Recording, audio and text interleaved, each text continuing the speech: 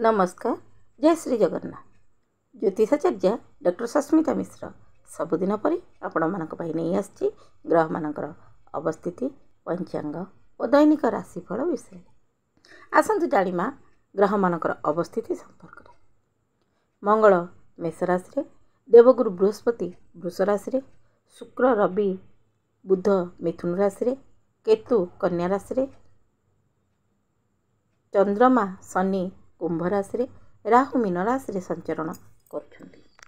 आजिर पंचांग 2024 मसीहा जून मास 27 तारिख विक्रम संवत 2081 शकाब्द 1945 साल 1431। गजपति अंक 68 रे भी उत्तरायण गति वर्षा ऋतु आषाढ़ मास कृष्ण पक्ष गुरुवार संध्या 6:55 पर्यंत षष्ठी तिथि पर सप्तमी तिथि दिवा 12:26 पर्यंत शतभिषा नक्षत्र पर पूर्वा भाद्रपदा नक्षत्र रात्र 1:50 पर्यंत आयुष्मान जोग पर सौभाग्य जोग दिवा 8:02 पर गरकरण संध्या 6:55 पर्यंत वाणिज्य करण। आज सूर्योदय प्रातः 5:00 सूर्यास्त संध्या 6:25 राहु काल दिवा 1:28 रु दिवा 3:08 राहु काल रे समस्त शुभ कार्य वर्जनीय। मेष कर्कट राशि घातबार, तुला राशि घात चंद्र। गोचर कुंडली चंद्रमा कुंभ राशि राहु नक्षत्र रे संचरण करेंगे। राशि चक्र क्रम अनुसार 12 राशि कि प्रकार फलाफल प्रदान करेंगे आसतु जानिबा। कालपुरुषर प्रथम राशि मेष राशि। एकादशस्थ चंद्रमा राहु नक्षत्र रे मंगल प्रभाव रे संचरण करेंगे। भाग्यर सहयोग मिलिबो। कार्य क्षेत्र रे सफलता लाभ करेंगे। कार्य क्षेत्र रे सहकर्मी सहयोग मिलिबो। मात्र जिद्दी करंतु नहीं, निजर क्षति सहिबाकु पड़िबो। आईन अदालत मामला सपक्ष जीव। बाणी रे मधुरता रखंतु। शुभ संवाद लाभ करि पारंती। अटकिथिबा अर्थ फेरस्त पाई पारंती। दाम्पत्य जीवन मधुमय। दिनटी को सुखमय करबाकू प्रातः काल रे कपाल रे लाल चंदन टीका मस्तक रे धारण करंतु। बजरंग बाण और हनुमान चालीसा पाठ करंतु। वृष राशि दशमस्थ चंद्रमा राहु नक्षत्र रे राहु प्रभाव रे संचरण करेंगे। मान सम्मान रे वृद्धि घटिब। कार्य क्षेत्र रे सफलता लाभ करेंगे। पूर्व थिबा विवादीय परिस्थितिर समाधान हेब। मात्र तरबरिया भावे कौनसी निष्पत्ति नियंतु नहीं, समस्या सृष्टि होई पारे। गुप्त कथा सार्वजनीन करंतु नहीं। धन प्राप्तिर जोग रही। पारिवारिक जीवन रे थिबा विशृंखला दूरेई जीव। दाम्पत्य जीवन सुखमय। विद्यार्थी को अधिक परिश्रम करने पड़ो। नटी को सुखमय करने को शिव रुद्राष्टकम पाठ करंतु। ओ महादेव को जलाभिषेक करंतु। मिथुन राशि नवमस्थ चंद्रमा राहु नक्षत्र रे देवगुरु प्रभाव रे संचरण करेंगे। पितामाता सम्मान करंतु। भाग्यर सहयोग मिलिबो। पूर्व थिबा समस्यार समाधान हेब। कार्य क्षेत्र रे पदोन्नति लाभ करेंगे। कार्य क्षेत्र रे अधिकार पाई संघर्ष करने पड़ो। भावनात्मक संपर्क रे पूर्व सृष्टि होइतिबा विवाद अवसान घटिब। दाम्पत्य जीवन रे मतभेद दूर हेब। दिनटी को सुखमय करने को प्रातः काल रे केसर तिलक मथारे धारण करंतु। कर्कट राशि अष्टमस्थ चंद्रमा राहु नक्षत्र रे चंद्रमा को प्रभाव रे संचरण करेंगे। विनम्र रहंतु। समस्त को सहयोग करंतु। कहिबा पूर्वरु चिंता करंतु। विरोधी षड्यंत्र करि पारंती। संतान पक्षरु थिबा समस्यार समाधान हेब। कार्य क्षेत्र रे सहयोगी मंतव्य मन को अशांत करिब। उच्च अधिकारी सहयोग मिलिब। दाम्पत्य जीवन सुखमय। विद्यार्थी सफलता लाभ करेंगे। दिनटी को सुखमय करने को महादेव को जलाभिषेक करंतु एवं शिव रुद्राष्टकम पाठ करंतु। सिंह राशि सप्तमस्थ चंद्रमा राहु नक्षत्र रे राहु प्रभाव रे संचरण करेंगे। सकारात्मक भाव रे विचार करी कार्य करंतु। कार्य क्षेत्र रे नूतन योजना कार्यकारी होई पारे। संपत्ति संबंधी योजना लाभदायक हेब। अटकिथिबा अर्थ फेरस्त पाइबे। जीवन साथी भावना को सम्मान दियंतु। विद्यार्थी सफलता लाभ करेंगे। खाद्य पानीय रे सावधानता अवलंबन करंतु। मद मांस ठारू दूरेई रुहंतु। दिनटी को सुखमय करने को प्रातः काल रे महादेव मंदिर रे दुग्ध अर्पण करंतु एवं बजरंग बाण और हनुमान चालीसा पाठ करंतु। कन्या राशि षष्ठ चंद्रमा राहु नक्षत्र रे कुलदेवता कृपा लाभ करिवे। सामाजिक कार्यानुष्ठान बुझी विचारी निर्णय नियंतु। कार्यक्षेत्र में छोट छोट समस्या सृष्टि हो पारे। अतिथि मानक आगमन रे परिवार रे खुशीर लहरी खेल। परिवार रे वयोज्येष्ठ स्वास्थ्य प्रति सावधान रुहतु।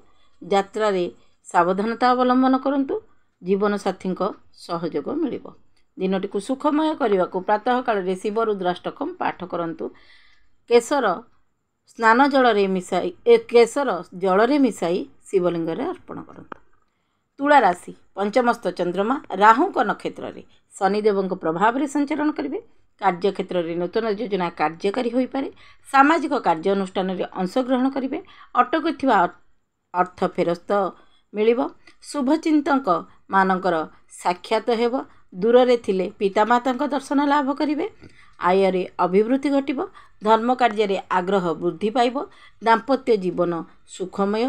विद्यार्थी आलस्य ठारू दूरे रुहंतु। सफलता लाभ करेंगे। दिनटी को सुखमय करने को वज्रंग बाण पाठ करंतु। वृश्चिक राशि चतुर्थस्थ चंद्रमा राहु नक्षत्र रे रवि प्रभाव रे संचरण करेंगे। कार्यक्षेत्र में सफलता मिल। उच्च अधिकारी सहयोग मिल। आमदानी रप्तानी व्यवसाय रे सफलता लाभ करेंगे। विदेश यात्रा रे सुसंवाद लाभ करेंगे। भौतिक सुख सुविधा पाई खर्चांत हो पारती। आर्थिक क्षेत्र में वृद्धि घटिब। अध्ययन रे बाधा सृष्टि जो विद्यार्थी मन अशांत रहिब। माता स्वास्थ्य रे समस्या सृष्टि हो पारे। दिनटी को सुखमय करने को प्रातः काल रे तंबा पात्र रे लाल पुष्प लाल चंदन मिश्रित करी सूर्य देवता को अर्घ्य दियंतु। धनु राशि तृतीयस्थ चंद्रमा राहु नक्षत्र रे केतु प्रभाव रे संचरण करेंगे। भाग्यर सहयोग मिल। कार्यक्षेत्र में आत्मविश्वास सहित कार्य करंतु। तरबरिया भाव में कौन निष्पत्ति नियंतु नहीं। कार्यक्षेत्र में अधिकारी सहयोग लाभदायक हो। पूर्व अटकी रही योजना आरंभ होगा सहित सफलता लाभ करेंगे। भावनात्मक संपर्क में पूर्व सृष्टि होता विवाद अवसान घटिब। क्रोध को निजर दूरी नियंत्रण करंतु। दाम्पत्य जीवन सुखमय हेब। दिनटी को सुखमय करने को शिव रुद्राष्टकम पाठ करंतु। मकर राशि द्वितीयस्थ चंद्रमा राहु नक्षत्र में शुक्र प्रभाव रे संचरण करेंगे। कार्यक्षेत्र में योजनार परिवर्तन घटी पारे। कार्यक्षेत्र में सफलता लाभ करेंगे। दिनचर्या सामान्य परिवर्तन करंतु। परिवार रे सहयोग रे असंपूर्ण कार्य को संपन्न करेंगे। यात्रा करने को थिले स्थगित रखंतु। जीवन साथी सहित मधुर संपर्क स्थापन करेंगे। मद्य मांस आहार ठारू दूरे रुहंतु। दिनटी को सुखमय करने को हनुमान चालीसा पाठ करंतु। कुंभ राशि रे चंद्रमा राहु नक्षत्र रे शुक्र प्रभाव रे संचरण करेंगे। कार्यक्षेत्र में नूतन योजना विषय रे आलोचना करंतु। सफलता लाभ करेंगे।